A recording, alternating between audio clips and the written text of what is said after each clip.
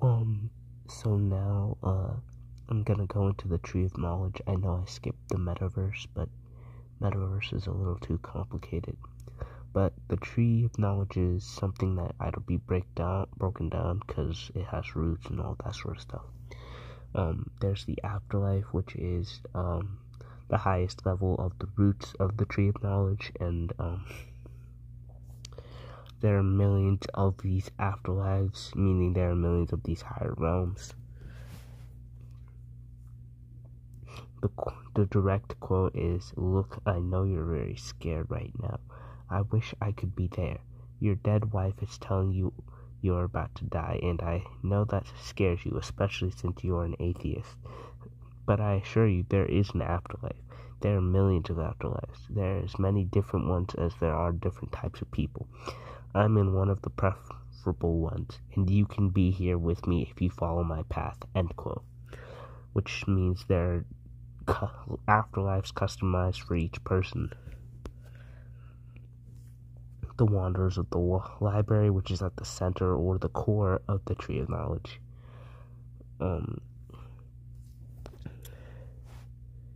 After passing through the lands of the dead, my journey on the taproot came to an end at its core, and I came to the core of the tree.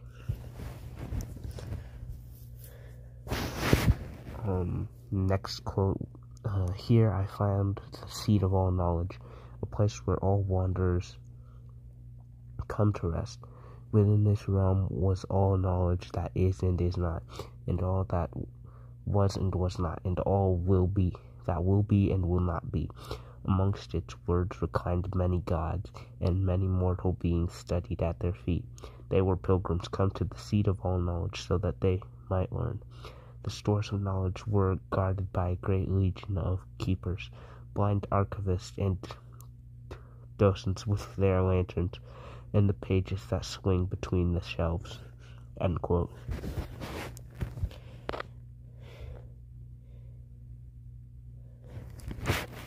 Another quote is, "And there are countless shelves in the library." That's not an expression. As far as we know, the place is quite literally infinite in every direction, meaning that the Wanderer's Library is infinite in size.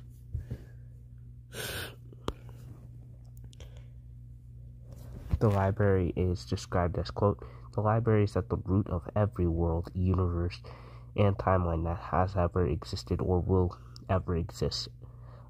That's just part of the quote, but yeah.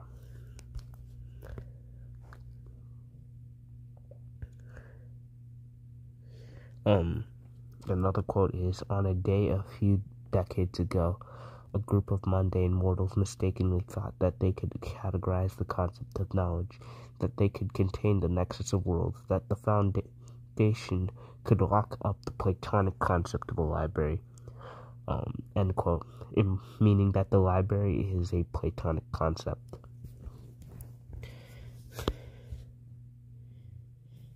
Every story within the library is a universe. I recommend looking into SCP 6000-A.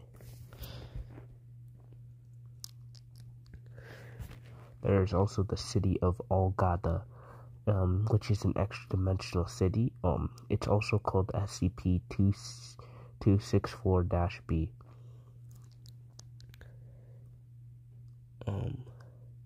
The vaults of Algada are equal to the Wanderer's Library. The quote being, "Nature. The nature of black vaults can be understood as a twisted reflection of the library, as befits something grown from a corrupted seed. Where the library is an altruistic source of knowledge and enlightenment, free to any who wish to enter, the vaults of Algada are selfishly locked away to the private benefits of its master, akin to an arrogant dragon perched upon its jealously guarded hoard."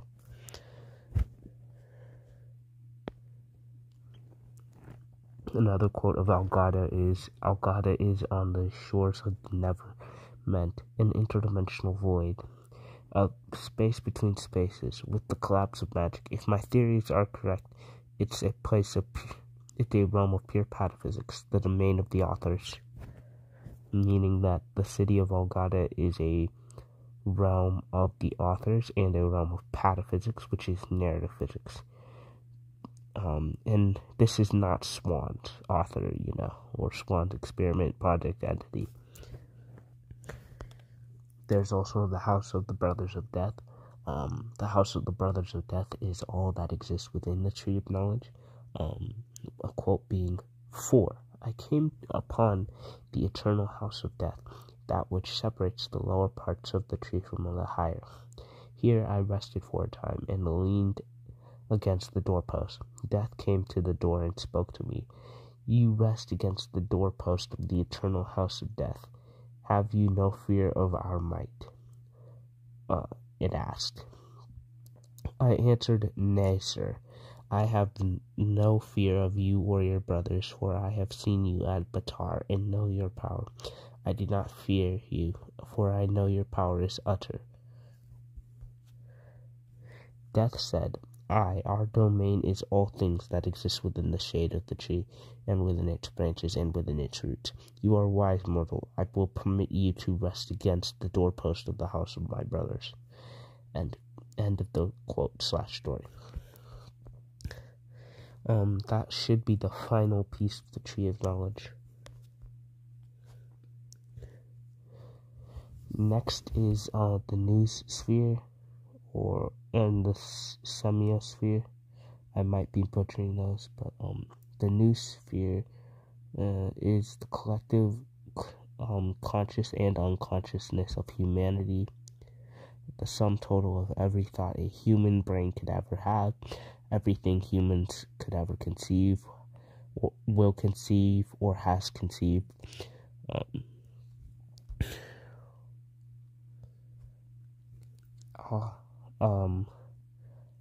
I can send quotes, but you'll have to ask for it in the comments. But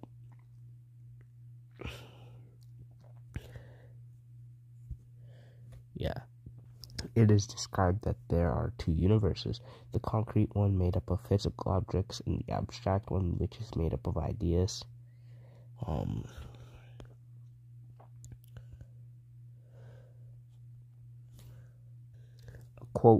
A quote for the power of this collective unconscious would be, quote, "Exploration reveals that these structures within the monolith are typically not geometrically possible, physically manifesting as higher dimensional objects in 3, 2, and even 1-dimensional space, as well as creating both negative and anti-dimensional objects and concepts.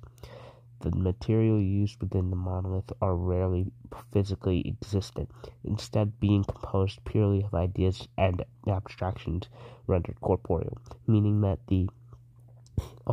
meaning the collective unconscious is capable of forcing anti-dimensional concepts as well as negative dimensional or negative concepts into reality. Beings such as the fifth god are measured in uncountable infinities. Due to the new sphere being the collective consciousness and unconsciousness of all humans, this would be greater than Plato's forms, and the new sphere having Plato's allegorical cave.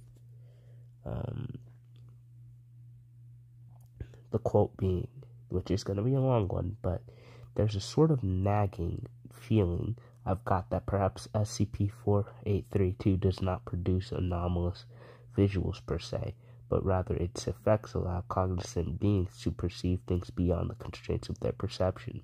A liminal area of the filter remains of this reality, so to say. Perhaps SCP-4832, in its active state, unshackles our minds and escorts us out of Plato's allegorical cave into the true, wide-open world.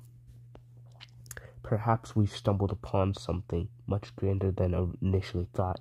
If SCP-4832 portrays the world in its most unrestrained state, which of its appearances is closest to what we consider reality? Perhaps these stages of increasing incomprehensibility are all mere morsels of truth, as seeing the full picture would render one's mind. If SCP-4832 is our gateway into seeing through the eyes of God, why would it present itself to us in the form of commercially produced radio? Regardless, it wouldn't be the most absurd thing I've encountered in this line of research. End quote.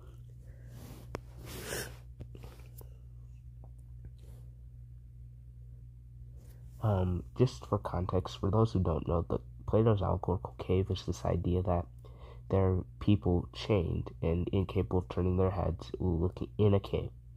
And there's light coming from outside the cave, right? And there are these people and things that walk around and by. And the people happen to look at the wall of the cave and see the shadows of this, and they think, oh, this is reality.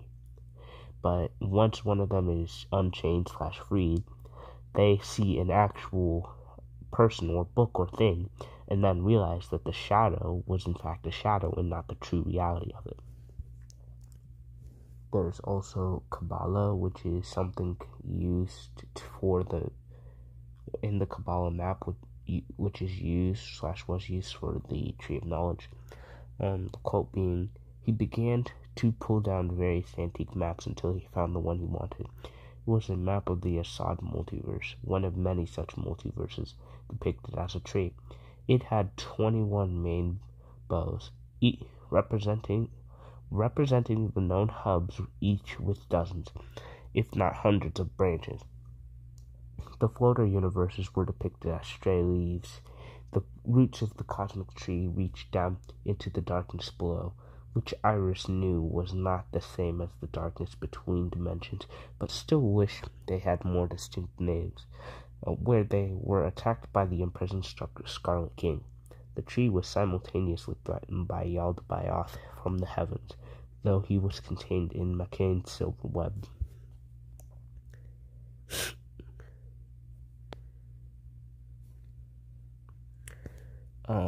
I don't really have time to explain what Kabbalah is, but in essence it's meant to explain the relationship between the unchanging eternal God, also called Ein Sof, or no end, the infinite, in the mortal finite universe, which is God's creation. And it forms the sort of foundation of mystical religious interpretations within Judaism, but that's sort of a simplification. Something like Kabbalah, Plato's allegorical cave, etc., aren't meant for this video, and me attempting to explain them in this video would easily make the SCP Foundation stuff in cosmology come from something to the lines of like an hour to up to 4 to 5 hours plus. At this point, stuff like set theory has reached a sort of breaking point. Set theory is the branch of mathematical logic that studies sets, which which are best described as collections of objects. And any kind can be collected into a set, and set theory as a branch of mathematics is mostly concerned with, those that are relevant to mathematics as a whole.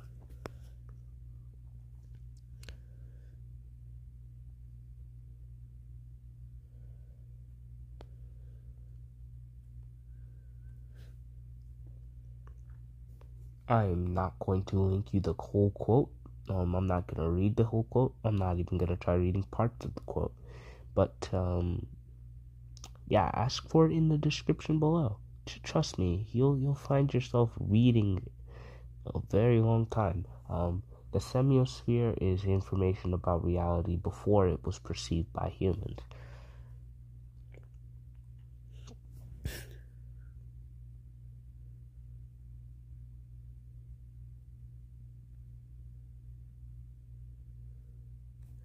The semiosphere's influence is huge, as it's the very logic behind mathematics.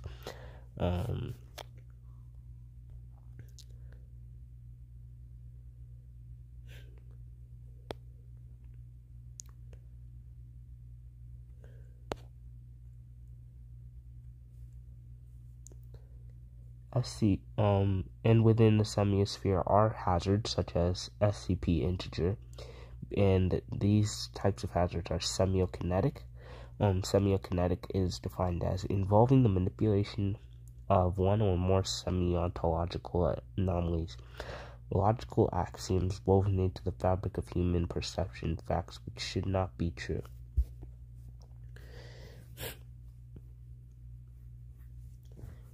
Being semiokinetic means you have a full understanding of the boundaries of the human framework for perceiving reality.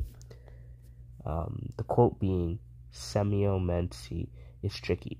You have to be able to see and understand the boundaries of the human framework for experiencing rationalizing reality, and then figure out how to make changes to it.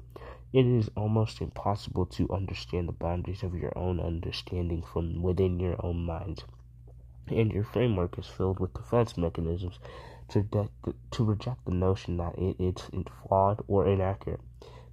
This is why the surrealistic department takes agnostics removes the pineal gland, i.e., human ego. End quote. There's also the infosphere and Voru. The infosphere is infinitely larger than and encapsulates the noosphere. Some quotes are: the collective of all information subsumes the noosphere and eclipses it in size to an incalculable degree, which sort of implies to me that there is no level of Atlas, mathematical terms, human terms that could properly describe how much more encompassing the infosphere is of the noosphere. Next is the Voru, which is the realm of non-existence before existence was formed. According to Ortothan mythology, prior to existence was the Voru, a chaotic non-existence in which mind and matter would continually emerge and be destroyed. At some point, an unknown deity created the first Hyoth, a first universe sheltered from the dangers of the Voru. The universe existed for billions of years until an extra-universal entity, entirely unnamed in all recovered Ortothan documents, consumed the universe and destroyed it. End quote. The Voru houses the Vorutut, I think, in which they are tortured by being destroyed and recreated ad infinitum. The only member of the seven said to remain alive is the Holy Fourth, Rakmal Ayusan. Rakmal Ayusan protects against extra-universal entities, Vorutut, that are trying to invade the universe as a means of escaping the Voru's chaos, a process which will in turn destabilize reality if not prevented. How much longer Rakmal Ayusan can continue to fight for is unknown. End quote. There are realms outside the Tree of Knowledge, such as the Garden of Eden, which houses the Tree of Knowledge and the Tree of Life. The description is, within the valley amongst the many animals and fruiting plants that lived there, 2 trees stood in the center of the garden. These trees were the Tree of Knowledge and the Tree of Life, and they were watched by their twin guardians, the brother and sister who had stood guard since the first children of Yasod, many ages before even the Yaren. There's Mount Golgotha, which is at the center of existence. The quote being, they have walked far from the side of the high mountain through flood-ravaged lands. They follow a figure without substance, both present and absent. Their guide to this hill at the center of the world.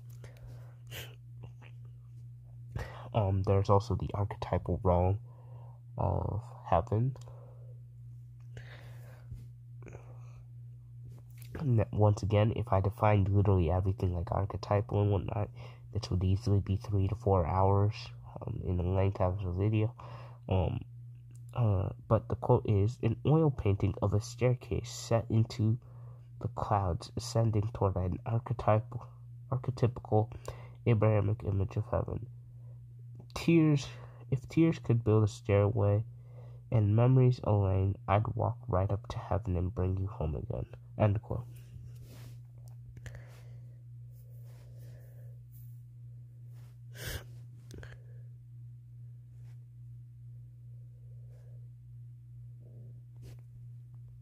Heaven is where the elder gods reside. And then there's also a realm beyond heaven, the abyss, a void that transcends all of creation. If it weren't for me, you wouldn't even have the lifeboat, and you'd be sinking all the way down to the not abyss.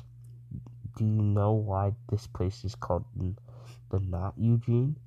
Because it's not our world, not our universe, not our multiverse, and not even our omniverse. We are outside of reality itself, and the only reason it's even remotely comprehensible is that this is just the surface of the not, and we can still see our own reality from here. Now, if you go deep enough down that you can't see home anymore, then your mind will shatter just from the sheer nature of the not itself. Those are some truly unfathomable fathoms, let me tell you, literally indescribable, utterly inconceivable and unimaginable. Not a single mote of stuff down there that wouldn't drive you absolutely bonkers just trying to wrap your head around it, end quote. Another quote is, the outside, the infinite void of conceptual unspace which surrounds and encompasses the multiverses. It is a realm of unbounded concepts devoid of mind or matter, which defies rational comprehension or explanation. So this abyss is unbound by concept and encompasses the multiverses.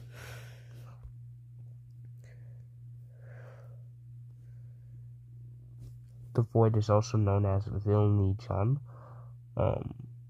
without a Devite long word meaning without light. It is the ineffable, primordial manifestation of nothingness.